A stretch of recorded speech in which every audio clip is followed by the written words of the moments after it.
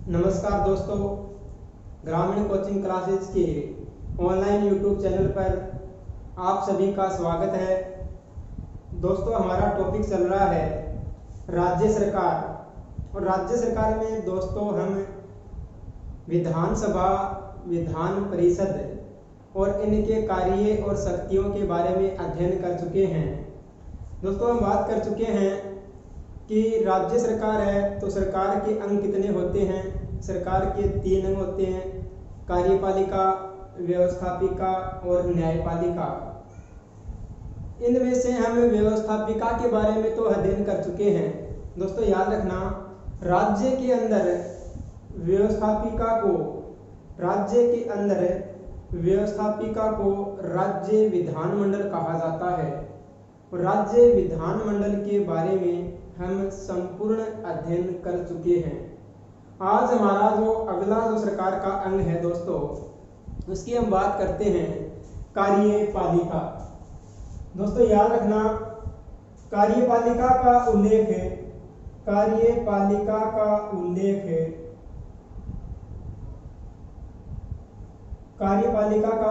संविधान के भाग 6 में किया गया है।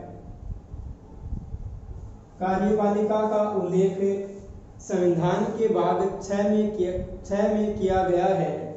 और दोस्तों भाग 6 को याद रखना, भाग 6 को राज्यों का संविधान कहा जाता है। भाग 6 को राज्यों का संविधान कहा जाता है। भाग 6 को राज्यों का संविधान कहा जाता है। आगे बात करें दोस्तों, कार्यपालिका का उल्लेख संविधान के भाग 6 में किया गया है। भाग 6 को राज्यों का संविधान कहा जाता है। कार्यपालिका का उल्लेख हम बात करें कि किस अनुच्छेद से किस अनुच्छेद तक किया गया है। दोस्तों याद रखना, कार्यपालिका का उल्लेख अनुच्छेद 152 से अनुच्छेद 167 तक किया गया है। अनुच्छेद 152 से अनुच्छेद 167 तक किया गया है।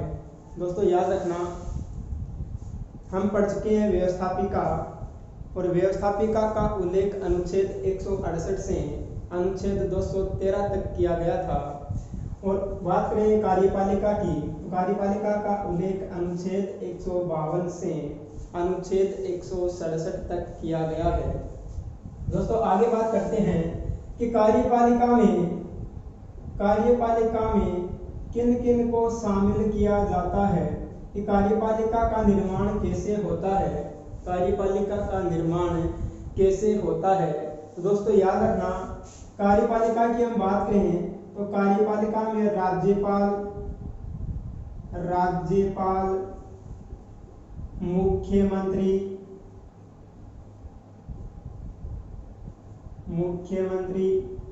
मंत्री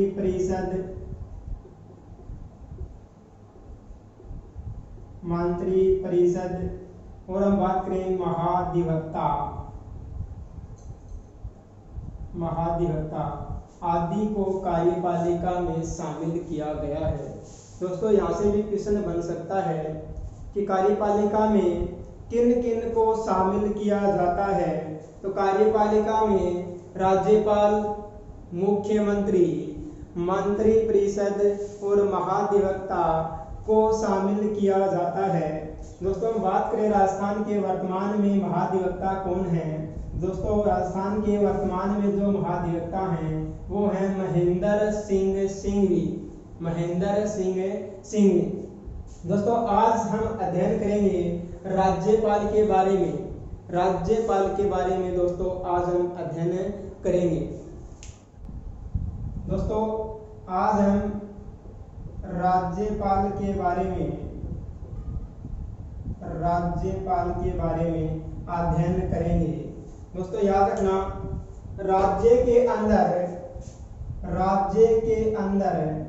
या राज्य में संवैधानिक दृष्टि से राज्य में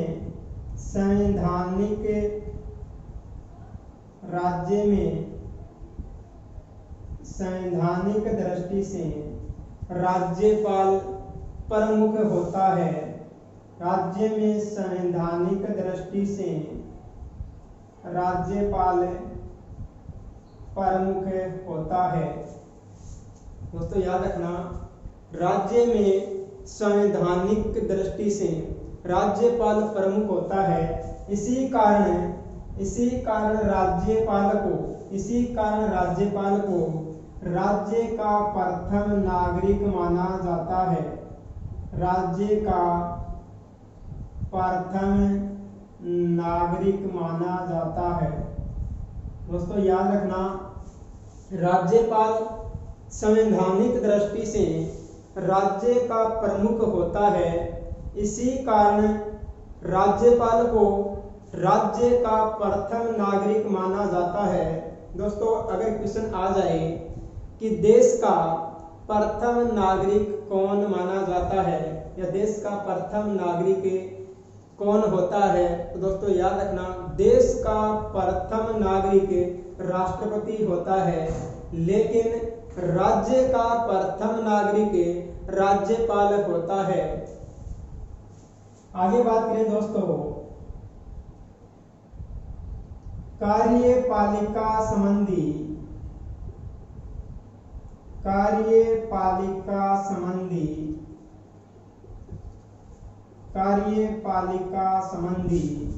सारी शक्तियां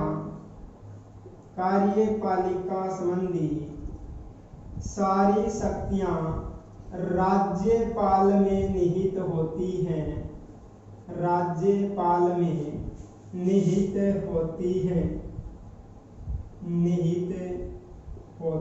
हैं।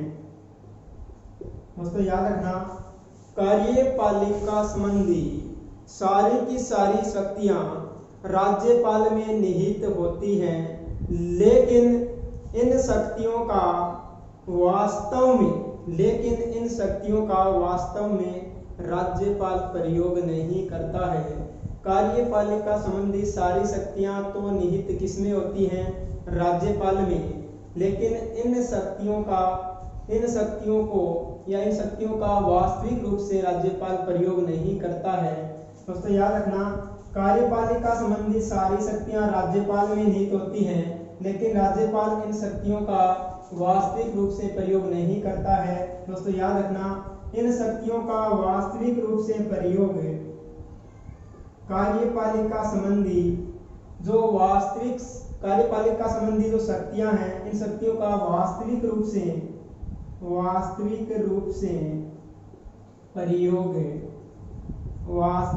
प्रयोग मुख्यमंत्री और मंत्रिपरिषद के द्वारा किया जाता है।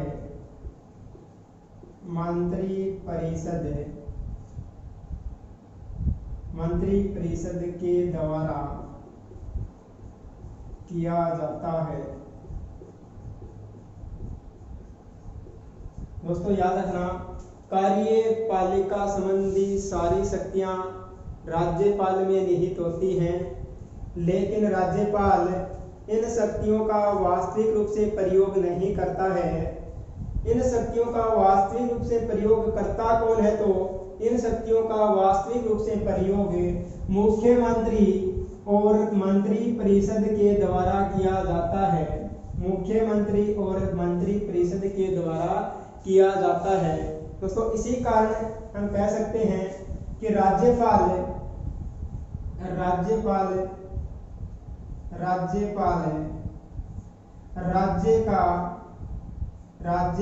राज्य का औपचारिक प्रधान होता है। राज्यपाल राज्य का औपचारिक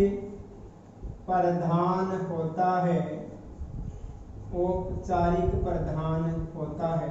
दोस्तों याद रखना, प्रश्न आ जाए कि राज्यपाल राज्य का होता है वास्तविक प्रधान, औपचारिक प्रधान। दोस्तों याद रखना, राज्यपाल राज्य का औपचारिक प्रधान होता है। तो दोस्तों याद रखना कि राज्य का वास्तविक प्रधान कौन होता है? राज्य का वास्तविक प्रधान, राज्य का वास्तविक प्रधान। दोस्तों याद रखना, राज्य का वास्तविक प्रधान होता है मुख्यमंत्री। मुख्यमंत्री दोस्तों कह सकते हैं हम मुख्यमंत्री और मंत्रिपरिषद। मुख्यमंत्री और मंत्रिपरिषद। दोस्तों याद रखना, राज्य का संवैधानिक प्रमुख कौन होता है? राज्यपाल। राज्य का औपचारिक प्रधान कौन होता है? राज्यपाल। राज्य का नाम मात्र का प्रधान कौन होता है? तो राज्यपाल। राज्य का वास्तविक प्रधान कौन होता है? मुख्यमंत्री और मंत्रिपरिषद। मुख्यमंत्री और मंत्रिपरिषद। दोस्तों आगे बात करते हैं हम राज्यपाल के संबंध में। राज्यपाल के संबंध में। राज्यपाल के संबंध में प्रमुख व्यक्तियों के विचार। राज्यपाल के संबंध में प्रमुख व्यक्तियों के विचार। राज्यपाल के संबंध में प्रमुख व्यक्तियों के विचार। और इसमें बात करते हैं दोस्तों सबसे पहले सरोजिनी नायडू की।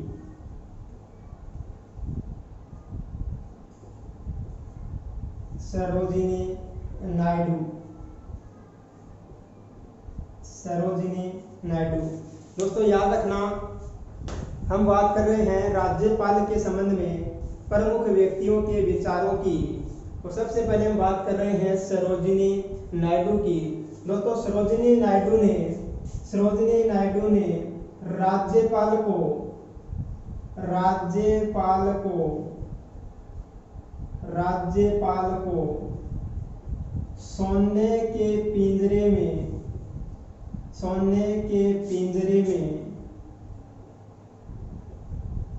सोने के पिंजरे में बंद चिड़िया के समान बताया है। बंद चिड़िया के समान बताया है। दोस्तों याद रखना, बहुत बार परीक्षा में क्वेश्चन पूछा जाता है कि राज्यपाल को सोने के पिंजरे में बंद चिड़िया के समान किसने बताया है? राज्यपाल की स्थिति सरोजिनी नायडू ने किसके समान बताई है दोस्तों? सोने में बंद चिड़िया के समान। सोने के पिंजरे में बंद चिड़िया के समान राज्यपाल की स्थिति किसने बताई है दोस्तों? सरोजिनी नायडू ने। दोस्तों याद रखना, इसी के साथ साथ हम बात करते हैं कि सरोजिनी नायडू भारत की प्रथम महिला। सरोजिनी नायडू भारत की प्रथम महिला। सरोजिनी नायडू भारत की प्रथम महिला राज्यपाल थी। सरोजिनी नायडू भारत की प्रथम महिला राज्यपाल थी। दोस्तों याद रखना, उत्तर प्रदेश से सरोजिनी नायडू भारत की प्रथम महिला राज्यपाल थी।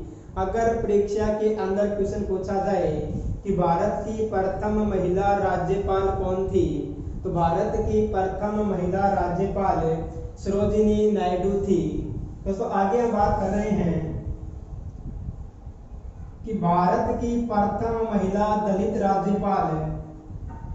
भारत की प्रथम महिला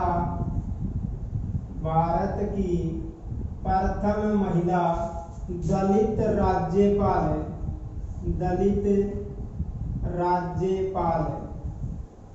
भारत की प्रथम महिला दलित राज्यपाल कौन थी? भारत की प्रथम महिला दलित राज्यपाल कौन थी? दोस्तों याद रखना, मार्गरेट आल्वा भारत की प्रथम महिला दलित राज्यपाल थी।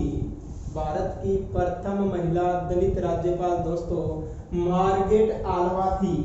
दोस्तों आगे हम बात करें कि राजस्थान का प्रथम दलित राज्यपाल कौन था।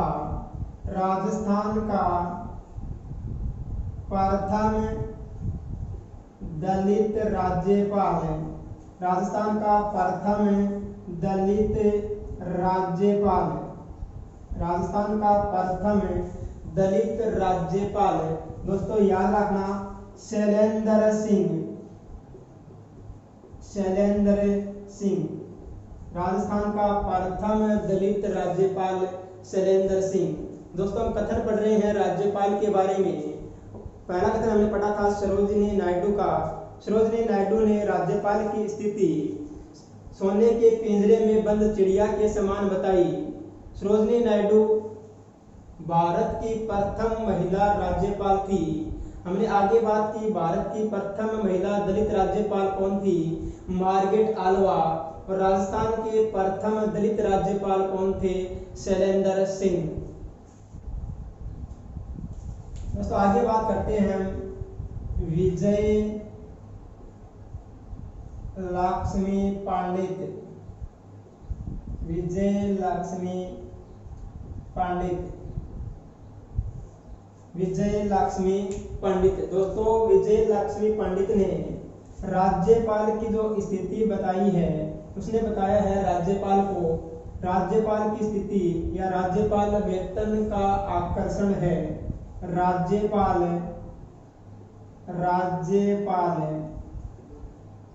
वेतन का आकर्षण है, राज्यपाल वेतन का आकर्षण है। दोस्तों विजय लक्ष्मी पंडित ने राज्यपाल की स्थिति बताई है कि राज्यपाल वेतन का आकर्षण है, राज्यपाल वेतन का आकर्षण है। दोस्तों आगे याद रखना हम बात कर रहे हैं विजय लक्ष्मी पंडित के बारे में। दोस्तों याद रखना संयुक्त राष्ट्र संघ, संयुक्त राष्ट्र संघ की महासभा में, संयुक्त राष्ट्र संघ की महासभा में, महासभा में प्रथम महिला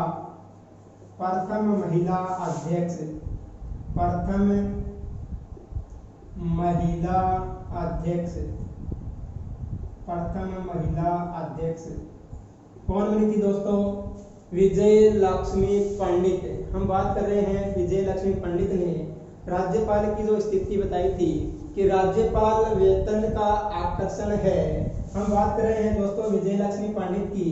विजय लक्ष्मी पंडित संयुक्त राष्ट्र संघ की महासभा में, विजय लक्ष्मी पंडित संयुक्त राष्ट्र संघ की महासभा में प्रथम महिला अध्यक्ष थी, प्रथम महिला अध्यक्ष बनी थी।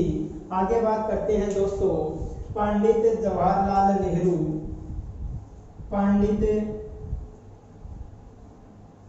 जवाहरलाल नेहरू।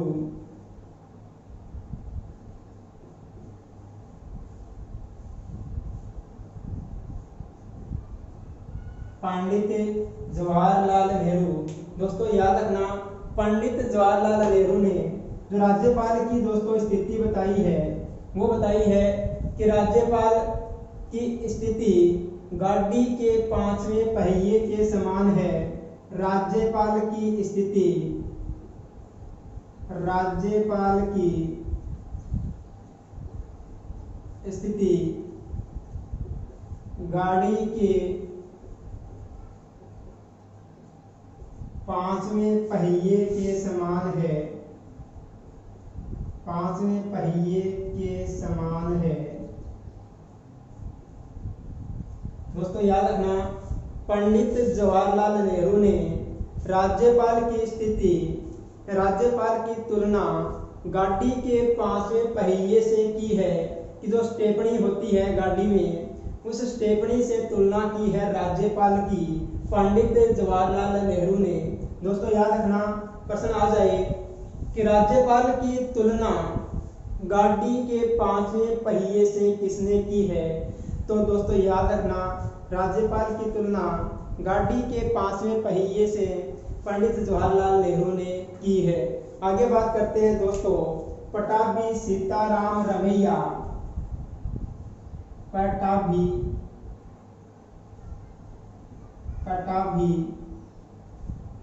सीताराम रमैया। पटाभी सीताराम रमैया। दोस्तों पटाभी सीताराम रमैया ने राज्यपाल की जो तुलना की है, दोस्तों याद रखना, पटाभी सीताराम रमैया ने बताया कि राज्यपाल का काम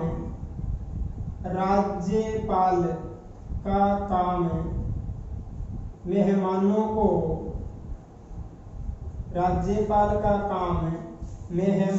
को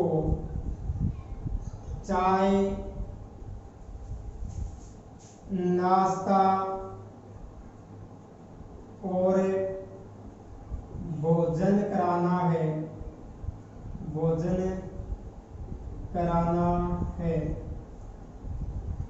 दोस्तों याद रखना पटाभी सीताराम रमैया ने राज्यपाल का जो काम बताया है, राज्यपाल की जो स्थिति बताई है, वो बताइए कि राज्यपाल का कार्य होता है मेहमानों को चाय नाश्ता और भोजन कराना।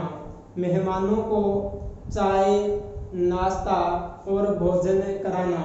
दोस्तों पटाभी सीताराम रमैया की हम बात करें तो दोस्तों याद रखना आज़ादी के बाद हम कह सकते हैं स्वतंत्रता के पश्चात कांग्रेस का प्रथम अधिवेशन, स्वतंत्रता के पश्चात कांग्रेस का प्रथम अधिवेशन 1948 में जयपुर में हुआ था।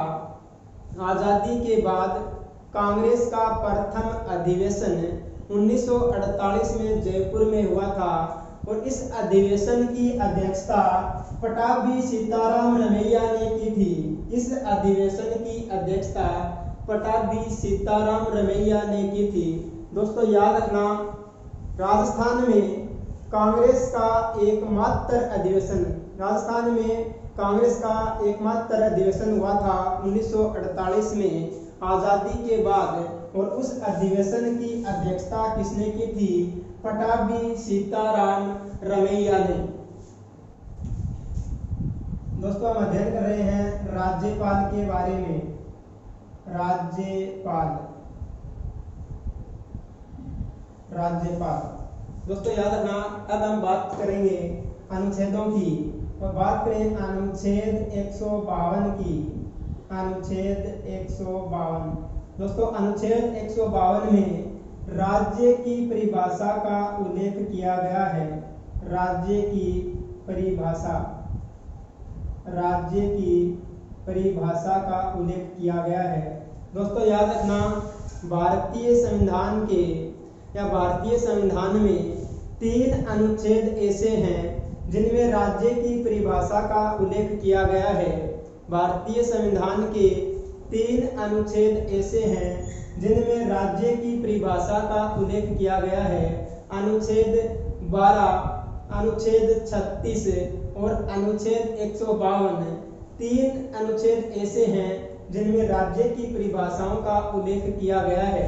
दोस्तों बात करें राज्य की परिभाषा में किन किन को शामिल किया जाता है तो दोस्तों याद रखना भारत सरकार और संसद, राज्य सरकार और विधानमंडल और सभी स्थानीय प्राधिकारी राज्य की परिभाषा में शामिल किए जाते हैं।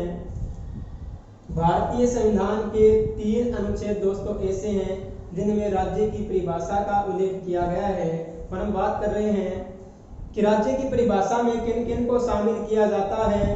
भारत सरकार और संसद, राज्य सरकार और विधानमंडल और sभी स्थानीय प्राधिकारी राज्य की परिभाषा में शामिल किए जाते हैं। दोस्तों आगे बात करते हैं हम अनुच्छेद 153।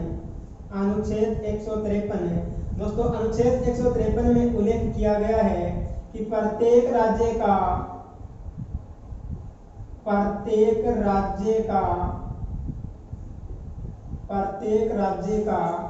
एक राज्यपाल होगा।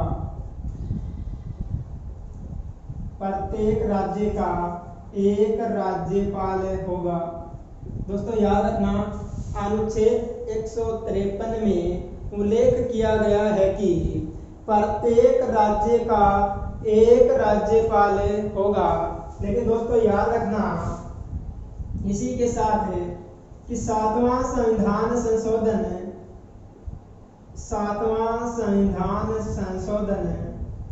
1956, सातवां संविधान संशोधन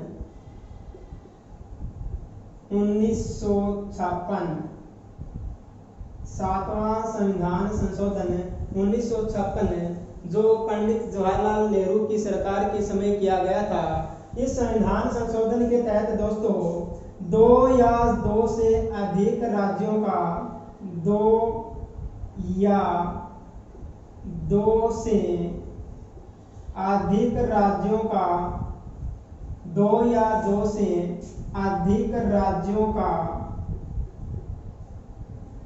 2 या 2 से अधिक राज्यों का एक ही राज्यपाल हो सकता है। 2 या 2 से अधिक राज्यों का एक ही राज्यपाल हो सकता है। दोस्तों याद रखना, अनुच्छेद 153 में उल्लेख किया गया है कि प्रत्येक राज्य का एक राज्यपाल होगा। लेकिन 1956 में एक संशोधन किया गया था संविधान में, सातवां संविधान संशोधन 1956। इस संविधान संशोधन के तहत 2 या 2 से अधिक राज्यों का एक राज्यपाल भी हो सकता है।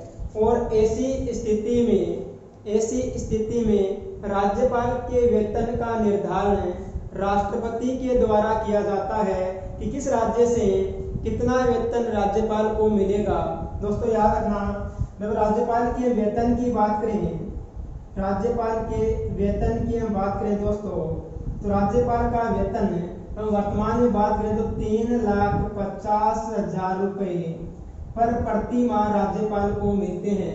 राज्यपाल का जो वेतन है दोस्तों वो है 3,50,000 रुपये।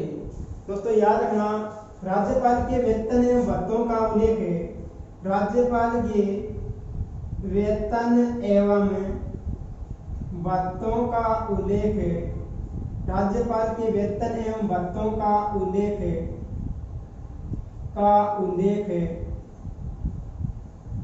संविधान की दूसरी अनुसूची में किया गया है। संविधान की दूसरी अनुसूची में किया गया है। संविधान की दूसरी अनुसूची में किया गया है। दोस्तों याद रखना, राज्यपाल के वेतन एवं भत्तों का उल्लेख संविधान की दूसरी अनुसूची में किया गया है। वर्तमान में राज्यपाल को वेतन दोस्तों 3,50,000 रुपये मिलते हैं। और दोस्तों याद रखना, राज्यपाल को वेतन राज्य की संचित निधि से दिया जाता है। राज्यपाल को जो वेतन दिया जाता है दोस्तों, ये दिया जाता है राज्य की संचित निधि से। राज्य की संचित निधि से, राज्य की संचित निधि से राज्यपाल को वेतन दिया जाता है।